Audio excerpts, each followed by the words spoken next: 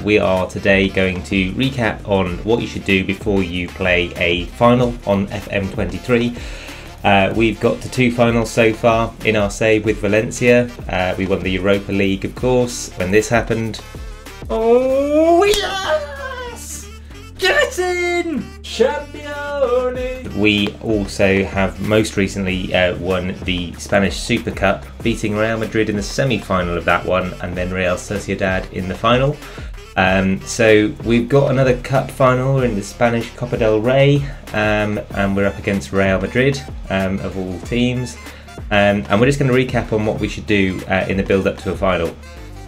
So you're going to want to firstly scout their team and their setup. So whoever your opponents are, it may be less likely in a domestic cup final that you need to do this, but certainly when you're playing on the continent and you're playing in a European final, something similar, then you're going to need to know the formation and the form players of your opponents. Then it's all about building squad confidence. You can do this either by playing a friendly if you've got time in the build up to the final.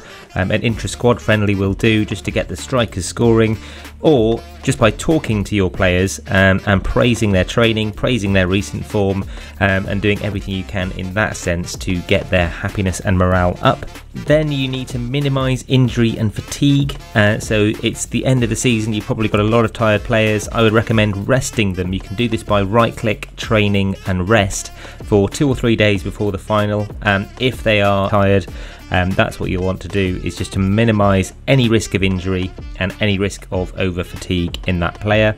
You're going to want to pay attention then to your training regime. I recommend match tactics and match preview on the day before the event.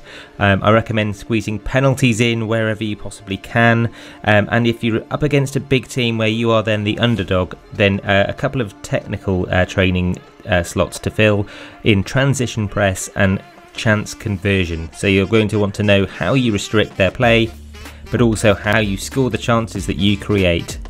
So you may not have the most abundant XG in that game, and you're going to want to put away your chances. Then the next consideration is whether or not you do indeed hold a team meeting. Now in this example here, I didn't hold a team meeting at all because my confidence, my player morale rather, was already through the roof after we beat Barcelona, and we've been in good form recently anyway.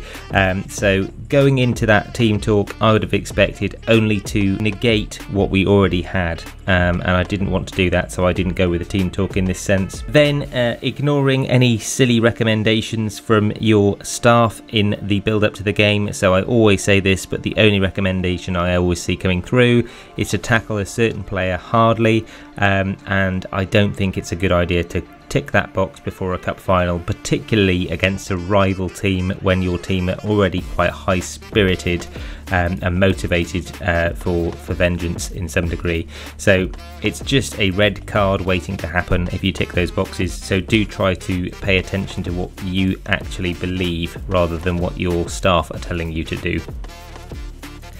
Then it's all about playing who is in form, and don't go mad when you're changing your formation and tactics before a final. So try and stick to your system.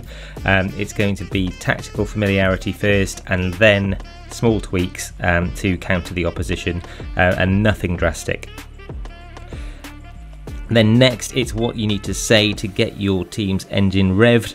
You just need to know which option really is going to be best for your team, and you'll have figured that out, I'm hoping, in the build up to the game. So if you've got a media has given you a lot of credit, go and put on a worthy display, and you know that normally gets motivation out of your squad, then by all means use that button, and don't pay attention to the special, I guess, final options that you're given.